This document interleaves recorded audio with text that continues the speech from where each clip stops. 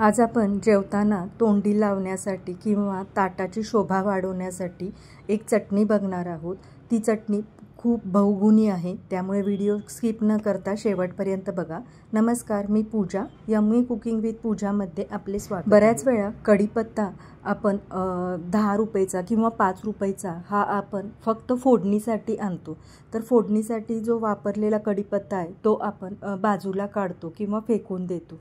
लहान मुलं तर अजिबात खात नाही, पण कढीपत्तामध्ये भरपूर प्रमाणात कॅल्शियम, विटॅमिन असतं आणि तो केसासाठी, आरोग्यासाठी खूप बहुगुणी उपयोगी आहे। तर त्याच कढीपत्त्यापासून आपण महिनाभर टिकणारी अशी चटणी बघणार आहोत। ही चटणी तुम्ही ताटाला खाल्ली तर लहानांपासून मोठ्यांपर्यंत सगळ्यांच्या पोटात हा कढीपत्ता जाईल, कुणाला कळणार पण नाही ही कढीपत्त्याची चटणी आहे। तर लगेचच सुरुवात करूया। तर असा मी एक 10 रुपयाचा कढीपत्ता आणलेला आहे। कढीपत्त्याची पानं हलकीशी कोवळी असावीत असा घ्यायचा। कढीपत्त्याची पानं स्वच्छ धुवून कोरडी करून अशी काढून घ्यायची आहेत। आता आपण एका कढईमध्ये 1 ते 1.5 चमचा तेल घेतलेलं आहे। तेलामध्ये 1 वाटीभर फुटाण्याची डाळ किंवा ह्याला डाळवं पण म्हणतात, ती हलकीशी आपण भाजून घ्यायची आहे। ही फुटाण्याची डाळ ऑलरेडी ती भाजकी असते, पण ती हलकीशी आपण भाजून घेणार आहेत, म्हणजे त्याला क्रंचीनेस येतो, म्हणून ती हलकीशी तेलामध्ये रोस्ट करून घेणार आहोत। आता इथं बघू शकता हलकीशी ही लालसर झालेली आहे, तर ती काढून घेणार आहोत।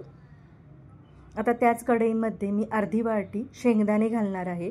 शेंगदाणे पण आपण तेलामध्ये अगदी कुरकुरीत होऊस्तोपर्यंत ते तळून घ्यायचे आहेत। जास्त तेलाचा वापर करायचा नाही आहे। हलकेसे आपल्याला ते छान अगदी त्याची फोलपट आहे ती निघूस्तोपर्यंत आपल्याला ते भाजून घ्यायचे आहेत। आता इथं शेंगदाणे पण छान भाजून घेतलेले आहेत। आता जो आपण नाश्त्यासाठी चमचा वापरतो तो चमच्यानं मी इथं 1 चमचा धने, 1 चमचा तीळ आणि 1 चमचा जिरे घेतलेले आहेत। ते पण आपल्याला हलकेसे गरम करून घ्यायचे आहेत, जास्त भाजायचे नाहीत किंवा जास्त ते करपून पण द्यायचे नाहीत। हलकेसे आपल्याला ते गरम होऊस्तोपर्यंतच भाजून घ्यायचे आहेत। आता जिरे, धने आणि तीळ भाजून झालेले आहेत। आता त्याच कढईमध्ये मी एक 10-12 लसूण पाकळ्या आहेत, त्या पण हलक्याशा गरम करून घेणार आहेत। जास्त ह्याला पण भाजायचं नाही आहे, हलक्याशा या बाकीच्या साहित्यांसोबत गरम करून घ्यायचे आहेत। आता छान भाजल्यानंतर हे सर्व जिन्नस मी एका ताटामध्ये काढून घेतलेले आहेत। आता कढईमध्ये जो कढीपत्ता आपण स्वच्छ धुवून कोरडा करून घेतलेला आहे, पानं काढून घेतलेली आहेत, तो आपल्याला कढीपत्ता छान कढईमध्ये अगदी कुरकुरीत होऊस्तोपर्यंत तो भाजून घ्यायचा आहे। कढीपत्ता आहे तो पूर्णपणे कुरकुरीत व्हायला पाहिजे। जर तो थोडा जरी नरम राहिला तर चटणी लवकर खराब होऊ शकते, मॉइश्चर राहिलं जातं, त्यामुळे चटणी खराब होऊ शकते। त्यामुळे कढीपत्ता अगदी कुरकुरीत होऊस्तोपर्यंत तो आपल्याला भाजून घ्यायचा आहे। अगदी एक 5 ते 6 मिनिटातच हा कढीपत्ता आहे तो कुरकुरीत होतो। कढीपत्ता अगदी छान कुरकुरीत होण्यासाठी 1 चमचाभर तेल नक्की वापरा, आणि त्यामुळे कढीपत्त्याला त्याचा हिरवा रंग तो तसाच राहिला जातो आणि त्या कुरकुरीतसुद्धा होतो। ही टिप्स नक्की फॉलो करा चटणी करताना। आता इथं बघू शकता आपला कढीपत्ता आहे तो अगदी छान कुरकुरीत झालेला आहे, पानं छान कुरकुरीत झालेली आहे। आता हे सर्व जिन्नस आहेत ते अगदी थंड करून घ्यायचे आहेत। थंड झाल्यानंतर सुद्धा हातानं कुस्करेल एवढा छान असा कुरकुरीत झालेला आहे। आता मिक्सरच्या भांड्यामध्ये हे सर्व जिन्नस आपल्याला काढून घ्यायचे आहेत।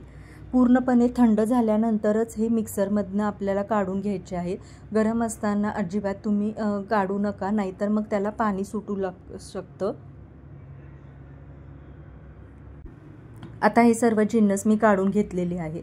आता यात आपल्याला 1-2 मोठे चमचे लाल तिखट घालायचं आहे, चवीनुसार मीठ घालायचं आहे आणि अगदी 1 पाव चमचा साखर घालायची आहे आणि हे अगदी मिक्सरला बारीक आपल्याला पावडर करून घ्यायची आहे।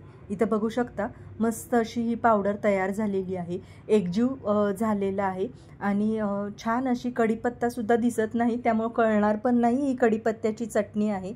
आणि ही तुम्ही चपातीसोबत किंवा इवन गरम गरम वरण भातासोबत छान लागते। इवन इडली डोशासोबत ही खायला अप्रतिम लागते। त्यामुळे ही एकदा करून ठेवली तर महिनाभर अजिबात खराब होत नाही आणि जेवताना तोंडी लावायला किंवा जेवणाची लज्जत वाढवण्यासाठी ही चटणी एकदा नक्की ट्राय करून बघा आणि कशी वाटली रेसिपी नक्की कॉमेंट करून सांगा। आणि तुम्ही जर माझ्या चॅनलवर नवीन असाल तर प्लीज सबस्क्राईब करा, शेजारची बेल आयकॉन प्रेस करा, जेणेकरून नवीन रेसिपीचं नोटिफिकेशन पहिल्यांदा तुम्हाला मिळेल। थँक्यू।